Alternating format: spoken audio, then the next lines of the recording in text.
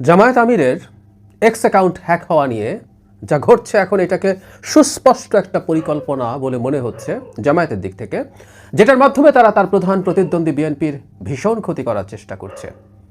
আমরা গতকাল দেখেছি বঙ্গভবনের একজন কম্পিউটার প্রোগ্রামারকে ডিবি প্রাথমিকভাবে আটক করেছিল। এরপর সারা দিন নানা ঘটনা ঘটলো এবং সবশেষে বেশ রাতে পুলিশের পক্ষ থেকে প্রেস ব্রিফিং করা হয় এবং সেখানে জানানো হয় যে তারা ইনভেস্টিগেট করেছেন এবং তাকে গ্রেফতার করা হচ্ছে সংশ্লিষ্ট থানার মাধ্যমে, যে থানায় জামায়াত ইসলামী জিডি এবং মামলা করেছিল। এটাকে খুব স্পষ্টতই একটা ফ্রেমিং, একটা পরিকল্পনা তৈরি করা হচ্ছে সেটা বলতে পারি, কারণ আমরা আসবো এই জায়গায় কত রকম অসঙ্গতি আছে এই জায়গায়, এবং একটার পর একটা ঘটনা ঘটিয়ে আসলে দিনের শেষে তারা চেষ্টা করছেন এটা করতে। উদ্দেশ্যটা খুব ক্লিয়ারলি বোঝা যাবে। জনাব গোলাম পরওয়ার, জামাতের সেক্রেটারি জেনারেল, খুব ক্লিয়ারলি বলছেন, আমরা মনে করি বঙ্গভবন ও ইন্ডিয়ার সঙ্গে প্যাকেজ প্ল্যানে বিএনপি জামাত ইসলামীর ইমেজ ধ্বংস করার জন্য সাইবার অ্যাটাক করেছে। তিনি এরকম একটা কথা বলেছেন জনসভায়। কি হচ্ছে আবার বঙ্গভবন ও ইন্ডিয়ার সঙ্গে প্যাকেজ প্ল্যানে বিএনপি? আমরা ফ্রেমিংটা বুঝতে পারছি নিশ্চয়ই। দীর্ঘদিন থেকে নির্বাচন চাওয়ার অপরাধের কারণে, মানে গণতান্ত্রিক বাংলাদেশ চাই কিন্তু যারা নির্বাচন চায় তাদের অপরাধ হয়ে যায়। বিএনপি যেহেতু নির্বাচন চেয়েছে রিপিটেডলি, বা কোনো ব্যক্তিও যখন চেয়েছে, আমি যখন চেয়েছি, ভারতের দালাল হয়ে গেছে। আবার বঙ্গভবনের কথা এখানে এই কারণে আসছে, জনাব শাহাবুদ্দিন চুপ্পুর প্রতিও ভীষণ ক্ষুব্ধতা আছে। জামায়াত ইসলামী সহ তাদের সাথে অ্যালাইন্ড বেশ কিছু ইনফ্লুয়েন্সারের, বিশেষ করে বিদেশে থাকা লোকজনের। তো তারা মিলে বঙ্গভবনকে আনেন, কারণ শাহাবুদ্দিন চুপ্পু আওয়ামী লীগের একমাত্র ব্যক্তি যিনি আওয়ামী লীগ মনোনীত রাষ্ট্রপতি এবং এখনও রয়ে গেছেন, তাকেও একইভাবে ফ্রেম করা হয়। এই হচ্ছে জনাব গোলাম পরওয়ারের ন্যারেটিভ। তাহলে অঙ্কটা মিলে যায়।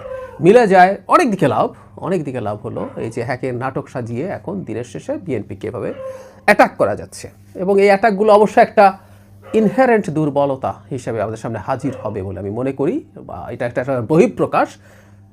জামায়াত আসলে খুবই ফ্রাইটেন্ড বা খুবই ভীতবোধ করছে এই আচরণ। তাই যাই হোক, যা ঘটনা ঘটেছে সেটা একটু বলা দরকার। প্রাথমিকভাবে যখন ওই প্রোগ্রামারকে গ্রেফতার করা হয় তখন এই আলাপটা হচ্ছিল যে তাকে সরকারি চাকরির যে বিধি আছে, আইন আছে, সেটা লঙ্ঘন করে গ্রেফতার করা হয়েছে সংশ্লিষ্ট কর্তৃপক্ষের অনুমোদন ছাড়া। যদিও ব্রিফিং আমি দেখলাম সেখানে তারা বলছেন তারা এই অনুমোদন বা অনুমতি নিয়েছেন।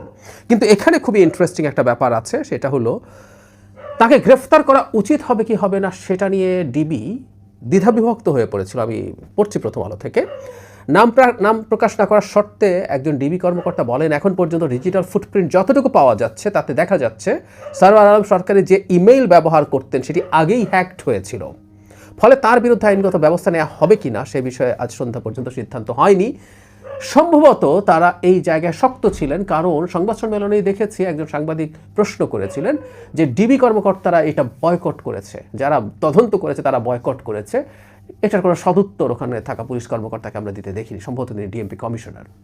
যাই হোক, তো সেটা যখন হয়নি তাতে আমরা বুঝতে পারি, ডিবি নিজে বুঝতে পারছে ওটাই হ্যাকড হয়েছিল। আরেকটা খুব সাধারণ কাণ্ডজ্ঞানের কথা, মানে একটা মানুষ মানে জামাতের আমিরকে তার এক্স অ্যাকাউন্ট তো হ্যাক হয়নি, মানে এটাও আবার 14 রকম কথাবার্তা আমরা শুনেছি। মানে এতে বিশাল এক্সপার্ট আইটি টিম আমাদেরকে প্রথম জানিয়েছিল যে এক্স অ্যাকাউন্ট হ্যাক হয়েছে বলে, এটা সেটা দেখালো। পরে আবার ব্রিফিং করা হচ্ছে তার নাকি ডিভাইস হ্যাক হয়েছে, সেখান থেকে এক্স অ্যাকাউন্ট কন্ট্রোল করা হয়েছে। বাদ দেই, মানে এই অসংলগ্নতাগুলোই অনেক কিছু ক্লিয়ারলি আমাদের সামনে প্রমাণ করে দেয়। যাই হোক, তারা এটা বললেন, কিন্তু এখানে আমাদের সামনে যেটা আসলো, এই যে মিস্টার সারওয়ার আলম, মানে এত স্টুপিড তিনি তার অফিসিয়াল যে ইমেইল অ্যাড্রেস আছে বঙ্গভবনের মধ্যে, বঙ্গভবনের অ্যাড্রেস দিয়ে লেখা, সেটা থেকে তিনি ম্যালওয়্যার পাঠাবেন জামাত আমিরের কাছে, যেন তিনি এটা ক্লিক করে বিপদে পড়েন বা তার ফোন থেকে, তার ভাষ্য মতে ফোন বা ডিভাইস তার আউট অফ কন্ট্রোল হয়ে যাবে। মানে এত স্টুপিড লোকজন, এবং বিএনপি ইন্ডিয়া চক্রান্ত করছে এবং তাদের মাথায়ও কোনো ঘিলু নাই। এমন একজনকে নিলেন যিনি তার বঙ্গভবনের ইমেইল দিয়ে বলছে বিএনপি এবং ভারত, মানে ইন্ডিয়ার বিরুদ্ধে অনেক সমালোচনা করা যায়, ভারতের গোয়েন্দারা এত বেশি কাঁচা আমার অন্তত মনে হয় না। আমি ঠিক জানি না তারা সেটা মনে করছেন, তো সেটাও তারা মনে করছেন। আর এখন যদি এটা হয়ে থাকে যে তার এটা হ্যাকড হয়েছিল আগেই, তাহলে কি প্রশ্ন আসে ওখান থেকে কি পাঠানো হয়েছে এবং সেটাকে কেউ হ্যাক করে সেটার মাধ্যমে পাঠিয়েছে? অনেক প্রশ্ন আসতেই পারে যদি সেটা হ্যাক হয়ে থাকে। যদিও বারবার বলছি এটা আসলে সেরকম হয়েছে বলে আমরা মনে করি না। পুলিশের মধ্যে খুবই সম্ভাবনা আছে জামায়াতের হয়ে একটা ফ্রেমিং তৈরি করার। 5 আগস্টের পরে যে পরিস্থিতি ছিল, ধীরে ধীরে ধাপে ধাপে বর্তমান যিনি আইজিপি আছেন এবং পুলিশের একজন বিশেষ সহকারী যিনি পদত্যাগ করেছিলেন, তারা জামাতের মতো করে পুলিশ সাজিয়েছেন। এই অভিযোগ আছে পুলিশের গুরুত্বপূর্ণ এবং শীর্ষ পদগুলোতে মূলত জামায়াতিরা পদায়িত হয়েছেন। তার একটা বহিঃপ্রকাশ সম্ভবত আমরা এখন দেখতে পাচ্ছি, যেখানে এই ধরনের একটা নাটকের অংশ পুলিশ বাহিনী হচ্ছে। হাসিনার সময় আমরা এই ধরনের নাটক পুলিশ, এমনকি সেনাবাহিনীর কোনো কোনো গোয়েন্দা সংস্থা, এটা অবশ্য সেনাবাহিনীর না, রাষ্ট্রীয় গোয়েন্দা সংস্থা যেটা প্রধানমন্ত্রীর অধীনে থাকতো, তাদেরকে দিয়ে করানোর চেষ্টা করা হয়েছিল। একই রকম ফ্রেমিং আমরা এখানে দেখতে পাচ্ছি। কিন্তু আমি ওই যে শুরুর দিকে একটা কথা বলেছিলাম, আমি সত্যিই বিশ্বাস করি এই ধরনের আচরণ জামায়াতের মেজর একটা দুর্বলতার বহিঃপ্রকাশ। সেটা হচ্ছে জামায়াত ফাউল করছে। মানে খেলার মাঠে যখন কোনো দল খুবই দুর্বল পারফর্ম করে, তখন সে অপরপক্ষকে ফাউল করার চেষ্টা করে। কোনো খেলোয়াড় যখন অনেক বেশি ভালো হয়, তাকে ফাউল করার চেষ্টা করে। ম্যারাডোনা, মেসি, তাদের মতো প্লেয়ারকে প্রচুর ফাউল, রোনালদোকেই আমরা দেখেছি খেলার সময় প্রচুর ফাউল করার চেষ্টা করা হয়েছে, কারণ তার সাথে খেলে পারা যায় না। জামায়াত এখন যেটা করার চেষ্টা করছে, মানে গায়ের জোরে বিএনপির গায়ে ভারতের তকমা বা ট্যাগ লাগিয়ে দেওয়ার চেষ্টা।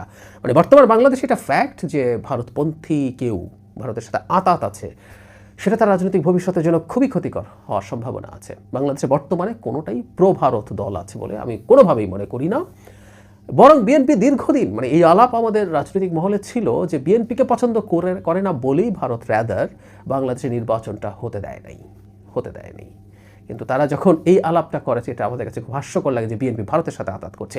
প্রেসক্রিপশন মিলবে যে আমাদের গোলাম পরওয়ার যা বলছেন, ওই খুবই ইনফ্লুয়েন্সাররাও একই আলাপ দেশের বাইরে বসে দিচ্ছেন ও ভারতের সাথে চলে গেছে। এর সাথে মাঝে মাঝে সেনাবাহিনী বা সেনাপ্রধানকেও যুক্ত করে তারা একই রকম কথা বলার চেষ্টা করেন। একই প্যাটার্ন, একই জিনিস, একই ধরন, একই রকম। আসবো জামায়াতের লোকজনের বা জামায়াতের আসলে ভারতের সাথে কি তারা খুবই টাফ, ভারতে বহু কিছু ঘটিয়ে দেবেন তারা বলছেন, সেটা নিয়ে বিস্তারিত কথা বলবো। তো যেটা বলছিলাম, এই যে অন্যায়ভাবে গায়ের জোরে যা করার চেষ্টা করছে, এটাকে খেলার ফাউলের মতো মনে হয়।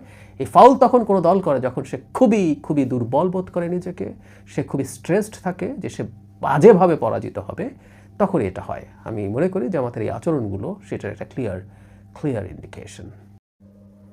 জামায়াতের আমির জনাব তারেক রহমানকে বিতর্কে আহ্বান জানিয়েছেন। তারেক রহমানের নাম তিনি বলেননি, অপোনেন্টস বলেছেন। সো আমরা বুঝতে পারি এই নির্বাচনী ক্যাম্পেইনে দুই প্রধান কেউ কারো ব্যক্তিগতভাবে নাম নিচ্ছেন না, এমনকি দলের নামও নিচ্ছেন না।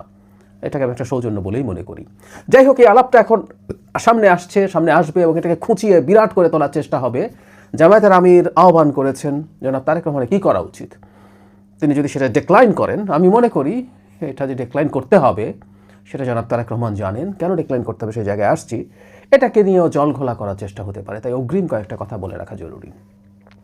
এই আহ্বানে কি জনাব তারেক রহমানের সাড়া দেওয়া উচিত? তারও আগে বলি, হ্যাঁ, এই ধরনের বিতর্কের চর্চা আছে। আমেরিকার প্রেসিডেন্সিয়াল ডিবেট আমরা দেখেছি, এবং অনেক দেশে যেখানে পার্লামেন্টারি সিস্টেম আছে সেখানেও টেন্টেটিভ যিনি প্রধানমন্ত্রী হতে পারেন তারা ডিবেটে আসেন। মানে পার্লামেন্টারি সিস্টেমের ব্যাপারটা একটু আলাদা একটা কারণে।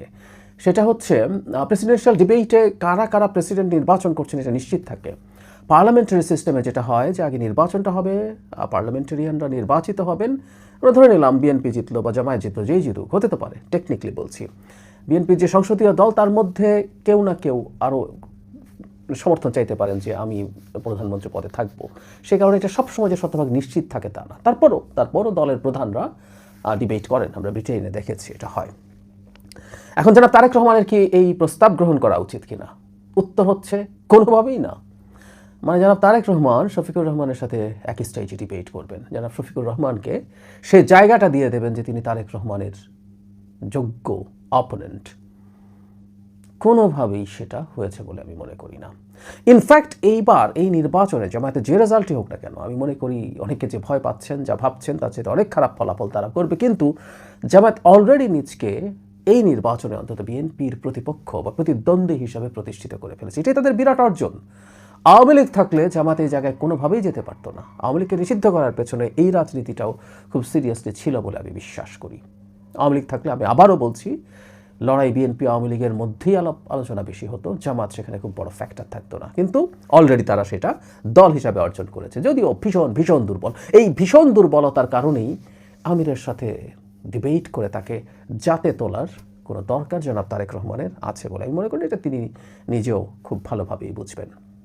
আমরা যে কথাটা ধারণা করছিলাম, যেটা বলছিলাম, এটাকে কেন্দ্র করে কেউ কেউ বলার চেষ্টা করবেন যে তারেক রহমান যথেষ্ট যোগ্য নন, যথেষ্ট কনফিডেন্ট নন, সেই কারণেই তিনি শফিকুর রহমানের সাথে ডিবেট করছেন না, তিনি ভয় পেয়েছেন তাই যাননি। আমরা আগে থেকেই জানি এই কথাগুলো বলা হবে। সে কারণে আমাদের একটু বলে রাখা দরকার যে কাউকে ওই প্ল্যাটফর্মটা দেওয়ার কোনো দরকার নেই, সেই জায়গাটা দেওয়ার দরকার নেই। আর ডিবেট হলে কি হতে পারে আমরা সেটাও খুব ভালো মতো বুঝতে পারছি। উনি পলিসি ডিবেটের কথা বলছেন, আমরা পলিসি দেখছি, জামাতের পলিসি কী আছে বা বিএনপির পলিসি কী আছে, তারেক রহমান সেটাকে কীভাবে প্রেজেন্ট করছেন। এখন থেকে না, বহু আগে থেকে আজকাল ওরা পলিসির আলাপ করছেন। তারেক রহমান শেখ হাসিনার সময়ও অনেকগুলো ভিডিওতে তার স্টেট নিয়ে তার চিন্তা, পলিসি এগুলো নিয়ে ভিডিও বানিয়েছেন, ভিডিওতে জনগণের সাথে কথা বলেছেন। সুতরাং ওগুলো অনেক পুরনো ব্যাপার। নতুন কেউ করছেন এবং সেটা নিয়ে তারা অনেক কিছু পলিসির আলাপ দিতে চান। যাই হোক, প্রোপাগান্ডা চলবে। তারেক রহমান ভয় পেয়েছেন, তারেক রহমান ক্যাপেবল না, কিন্তু সেই প্রোপাগান্ডায় একেবারেই দৃষ্টি দেওয়ার দরকার নেই। জামাতের আমির তার জায়গা থেকে থাকুন, প্রত্যেকে তার জায়গা থেকে কথা বলুক। অলরেডি যতটা হয়েছে সেটা নিয়ে জামাত অনেক অর্জন করেছে, তাদের এটা মনে রাখা উচিত যে তারা এই একটা নির্বাচনে প্রধান বিরোধী দল, মানে মেইন দলের বিরুদ্ধে প্রধান প্রতিদ্বন্দ্বী হয়েছে এবং প্রধান বিরোধী দল হিসেবে, সিট কম হোক কিন্তু প্রধান বিরোধী দল হিসেবে তারা প্রতিষ্ঠিত হতে যাচ্ছে। এটাই অনেক কিছু। এটা নিয়ে তারা বহু বছর রাজনীতি করতে পারবে। কারণ বাই এনি চান্স কোর্ট যদি আওয়ামী লীগকে দোষী না পায়, আমরা আইসিটিতে কিন্তু আওয়ামী লীগকে আমরা বিচার করার কথা বলছি, মানবতা বিরোধী অপরাধে তারা দল হিসাবে জড়িত ছিল কিনা সেই আলাপটা করছি, আমরা সেটা দেখতে চাইব। কোর্ট যদি দেখে তারা জড়িত ছিল না, আমি তাত্ত্বিকভাবে বলছি, সেক্ষেত্রে আওয়ামী লীগ যদি আবার ফেরত আসে, জামায়াতের এই সুদিনও শেষ হয়ে যাবে। সুতরাং তারা এই সময়টা উপভোগ করুক আপাতত।